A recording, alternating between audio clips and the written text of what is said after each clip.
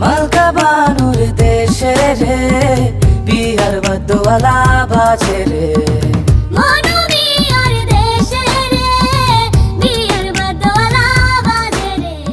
My anniversary vlog. Hello everyone, চলে আসলাম খুব আকর্ষণীয় একটি ব্লগ নিয়ে, যেটার জন্য আপনারা সবাই অনেক পরিমাণে ওয়েট করতেছেন। আর ব্লগটা দিতে আমার অনেক বেশি লেট হয়ে গেছে। জুন মাসের 11 তারিখ হচ্ছে আমার অ্যানিভার্সারি। আমার বিয়ের 3 বছর পূর্ণ হলো, তাই ভাবলাম ছোটখাটো ভাবে একটি প্রোগ্রাম করবো এন্ড আপনাদের সাথে শেয়ার করব। তো ঘুম থেকে উঠে ফ্রেশ হয়ে নিলাম, হাতের মেহেদি সবকিছু উঠে ফেলছি, মাথা চুল প্রচুর জট লেগে গেছিল, মাথায় তেলও দিছি, খুব ফ্রেশ লাগতেছে।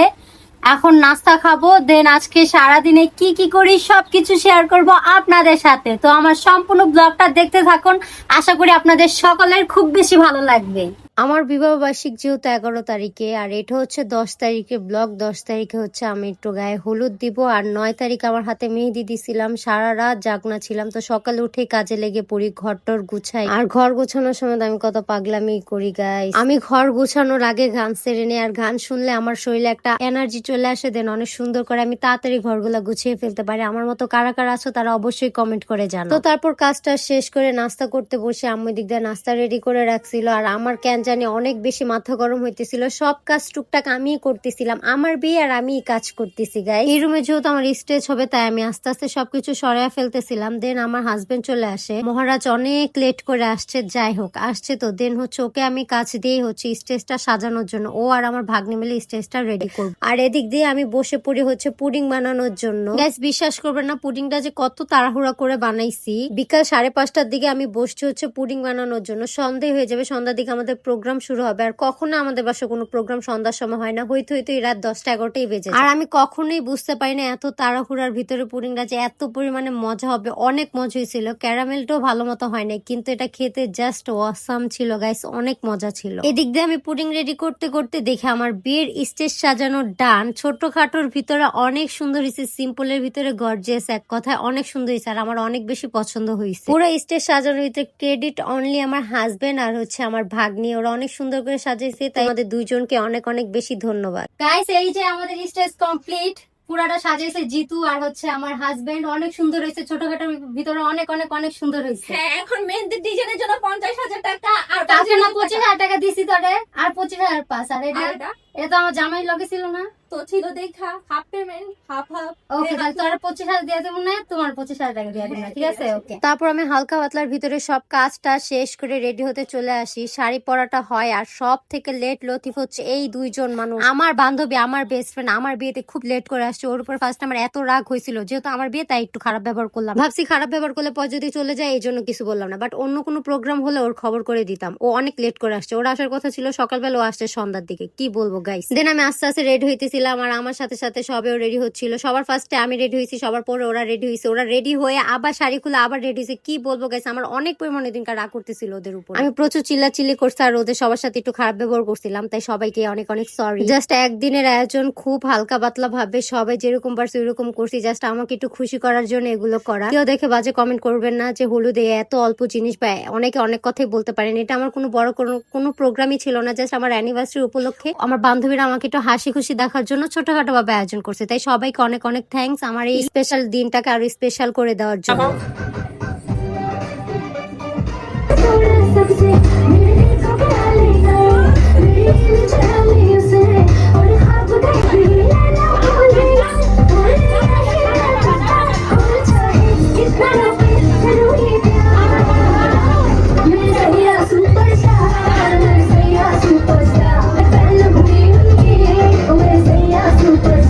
দেন আমি এন্ট্রি নেই অনেক সুন্দর করে। আসলে মোমেন্টস গুলো দেখে খুব মিস করতেছি, আসলে অনেক অনেক বেস্ট মোমেন্ট গেছিল আমার এই কয়টা দিন। অনেক ছোটখাটোর ভিতরে যে এত বেশি এনজয় করা যায়, আসলে ছোটখাটো প্রোগ্রামেই কিন্তু বেশি মজা হয়। দেন আমি আমার হাজবেন্ডের হাতে কাঙ্গানা পরিয়ে দিই, আমার হাজবেন্ড আমার হাতে কাঙ্গানা পরিয়ে দেয়। আসলে মোমেন্টস গুলো অনেক বেশি সুন্দর ছিল, আর আমাকে তো পুরোই নতুন বউ লাগতেছে, আর হচ্ছে আমার হাজবেন্ডকে পুরো নতুন জামাই লাগতেছিল।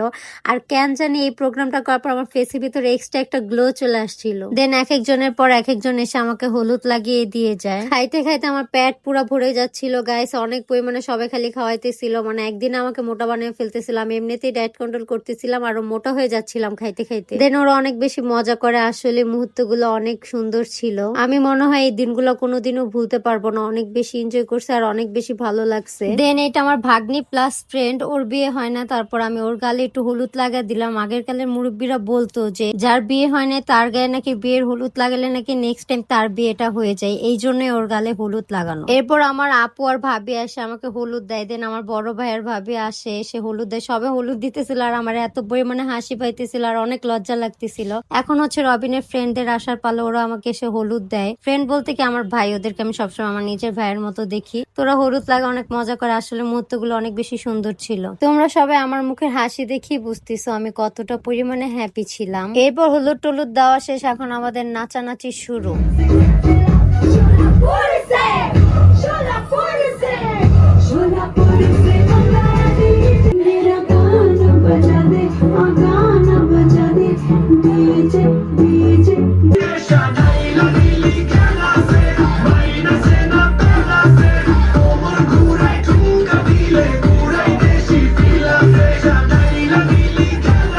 এরপর সারা রাত নাচানাচি করার পর সকালে হচ্ছে হলুদ দিয়ে গোসল করার পালা। এই হলুদটা দেওয়ার সময় আমার অনেক বেশি হাসি পাইতেছিল আর হচ্ছে একটু একটু মন খারাপও হইতেছিল যে হাত পা হলুদ হয়ে থাকবে, ফেসটা হলুদ হয়ে থাকবে। কিন্তু একটা কথা কি জানেন, এই হলুদটা দেওয়ার কারণে ফেসটা অনেক বেশি গ্লো দেয় আর অনেক বেশি কিউট লাগে। আমার এই অ্যানিভার্সারি প্রোগ্রামের পর অনেক দিন আমাকে অনেক বেশি সুন্দর লাগতেছিল, অনেক ফর্সা ফর্সা লাগতেছিল। পরে বুঝতে পারলাম এই কাঁচা হলুদ দেওয়ার কারণেই হয়তো বা আমার রূপটা এত সুন্দর লাগতেছিল। তারপর এই যে আমার বেস্ট ফ্রেন্ড অনেক দূর থেকে এসেছে আমাকে সারপ্রাইজ দেওয়ার জন্য। আপনারা অলরেডি দেখেছেন ওর ভিডিওটা, ওর সারপ্রাইজের ভিডিওটা। বেস্ট ফ্রেন্ড বললে ভুল হবে, ও আমার বোনের মতো, আসলে আমার জন্য সব করতে পারে।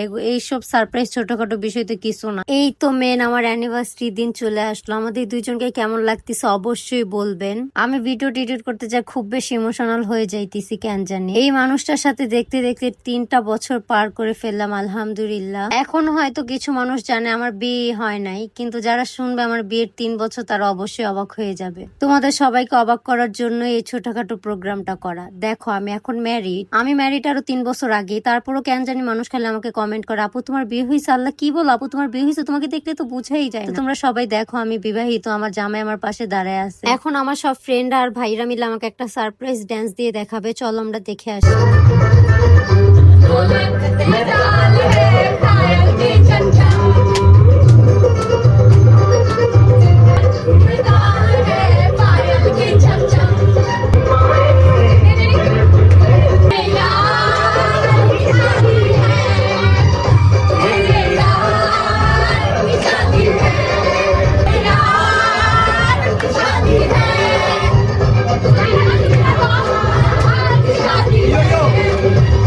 আমাকে খুশি করার জন্য তোমাদের সবাইকে অনেক বেশি থ্যাঙ্কস। এরপর চলে আসে ডালা, ছোটখাটো একটি ডালা, সবাই মিলে এটা খাবো। দেখেন ডালাটা কতটুকু আর মানুষ কতজন, এটা কিভাবে খাবো, কতটুকু ভাগে পড়বে বুঝতেছি না। সব অসহায় ব্যক্তিগুলো কি সুন্দর তাকিয়ে আছে ডালার দিকে। ফার্স্টে আমি আমার জামাইয়ের মুখে ধরলাম, এরপর সবাই খাবলা খাবলি করে না নিয়ে শুরু হয়ে গেল। আর আমি শাড়ি টাড়ি খুলে হচ্ছে গেঞ্জি পরে বসেছিলাম, কারণ অনেক বেশি গরম লাগতেছিল আমার। আর যে পরিমাণে নাচানাচি করছি শাড়ি পরে আর টিকেই যাইতেছিল না। তো চলো আজকে আমরা নাচ দেখতে দেখতে এই ব্লগটা শেষ করি।